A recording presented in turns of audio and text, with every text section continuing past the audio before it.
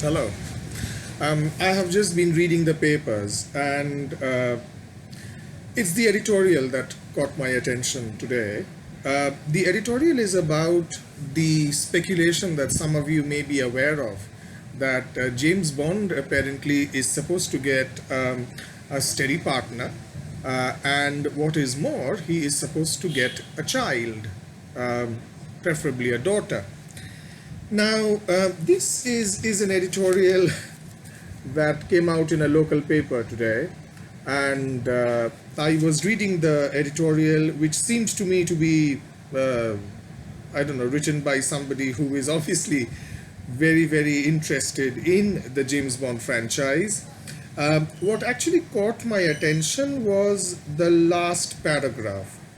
Bond's possible resurrection as a quieter, older, even softer man ought to be welcomed. Just like good whiskey, he seems to be maturing with age.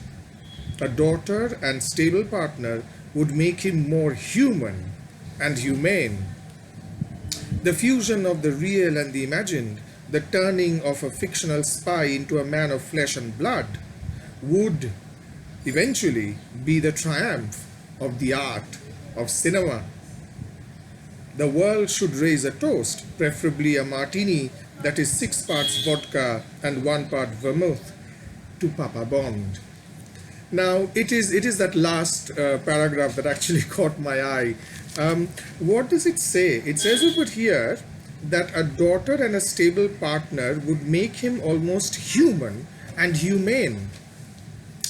If we just sort of pause there and think about that sentence, what is being said? It's being said that a family life and a fixed sexual partner is going to make you more human and humane. So if I have to logically think it through, what the editorial seems to be saying is that if you don't have a stable partner and if you don't have children, you are less human and less humane. So therefore there is a way in which being human is being tied to reproductivity and sexual monogamy. Can we just think about that for a moment? Because the moment we start to grapple with the idea of being human being tied to the idea of sexual monogamy and reproductivity, we will automatically be able to understand exactly where patriarchy is working over here. Because patriarchy is obsessed with sexual life. Obsessed with sexual life. So, which is why I am very, very notorious for going to my various seminars where I am invited to talk about gender and sexuality.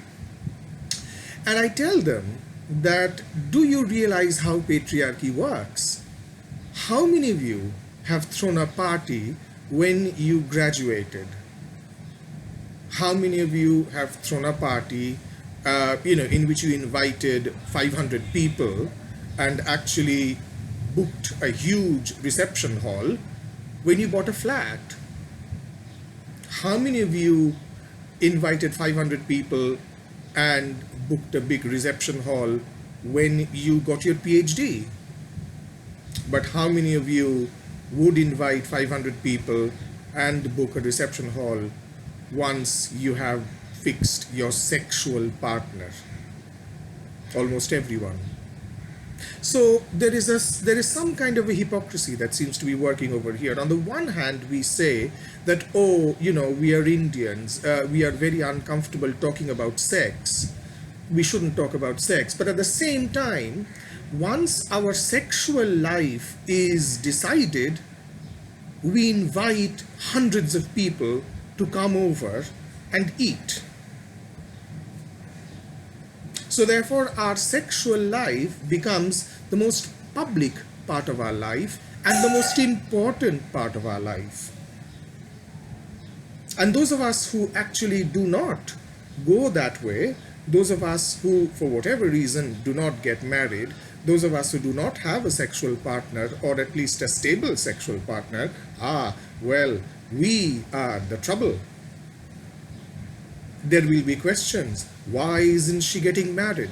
Why isn't he getting married? And even after you get married, there's no respite. When are we getting the good news?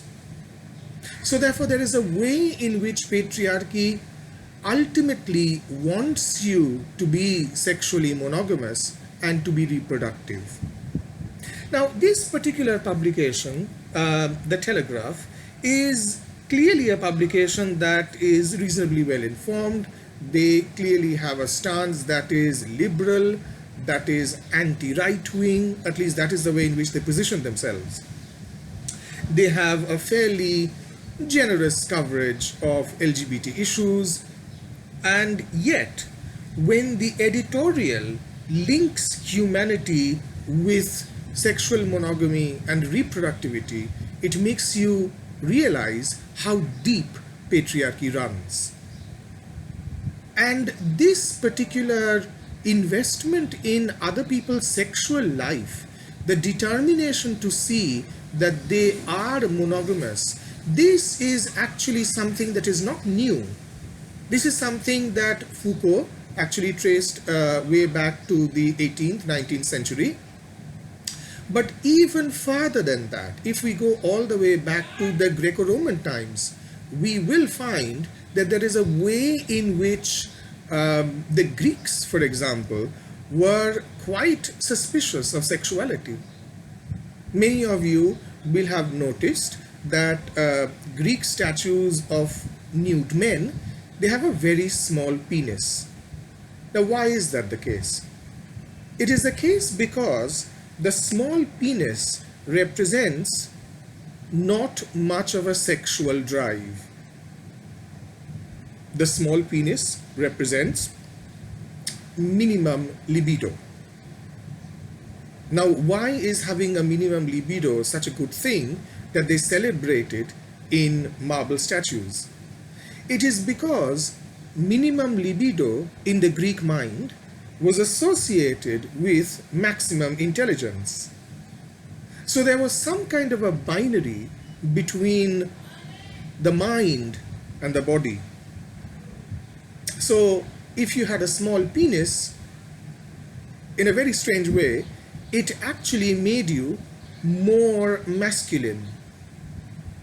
Because if you are more masculine, then you are going to be much more interested in the head and much less interested in activating what lies between your legs. So there is a clear denigration of sexuality that happens in Greek times, which is also to a certain extent continued in the Roman times. And by the time we come to the Christian period, that same denigration of sexuality is continued, where we are told that the only way in which we can be properly sexual is within the bounds of matrimony. And that particular notion of correct sexuality being within the conscripted boundaries of matrimony is something that we have completely imbibed, and it is something that the vast majority of us continue to believe in.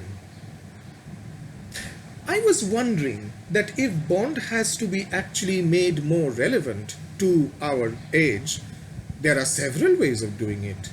You could, for example, have, oh my God, a black Bond. You could certainly have a Bond who sleeps with both men and women.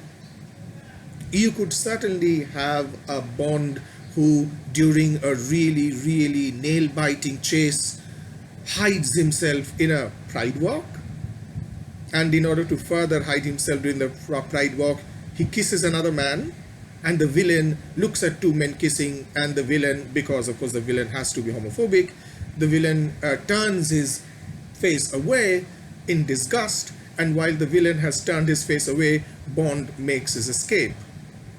We could have that, but no. None of this is going to be acceptable. No, Bond needs a stable partner. Bond needs a daughter. Why? Because if he has a daughter, it is going to make him more human and more humane. Now let's come to the next part. More humane. So are you basically trying to suggest that people who don't have a stable sexual partner are not humane? That people who don't have a stable sexual partner are basically serial killers who go about stabbing people? I mean, I just don't understand how an intelligent publication can link sexual monogamy and reproductivity with being human and being humane. I leave it up to you to be the judge. But I think the fact that, today we are reading an editorial like this should make us aware of the fact that patriarchy is absolutely everywhere. And it is there in the most unexpected places. When I started reading this editorial on James Bond, I didn't expect too much patriarchy there. I mean, obviously, the whole creation of James Bond is patriarchal, but at least I did not expect sexual monogamy and reproductivity to be tied to being human and humane. So let us be aware of the way in which the human is constructed in patriarchy. Let us be a little bit more aware of how the humane is constructed in patriarchy, because there have been television shows, I'm sure you remember, where, say for example, there has been report of children being molested, right? Or of children being raped. And I find it astonishing that you are going to have experts who will be invited to the panel to discuss this news story, and there will be one expert or two who is going to say, oh, as a mother, I cannot accept it, or as a father, I am horrified. Why? Why does your being a mother or a father have to lead to your horror? Why can't you be horrified as a citizen? Why do you have to advertise your parenthood on national television to make a point? How is your parenthood relevant? But this is how patriarchy works. It is assumed that once you become a parent, you become, yeah, you guessed it, more human and more humane. Let us be aware of the way in which the human and humane are produced in patriarchy. And let us be celebratory of sexuality for its own sake, without it being colonized by monogamy, without it being colonized by the pressure to reproduce, without it being colonized by linked to love. Let sexuality be independent. Let sexuality be beautiful for its own sake. We'll meet again soon.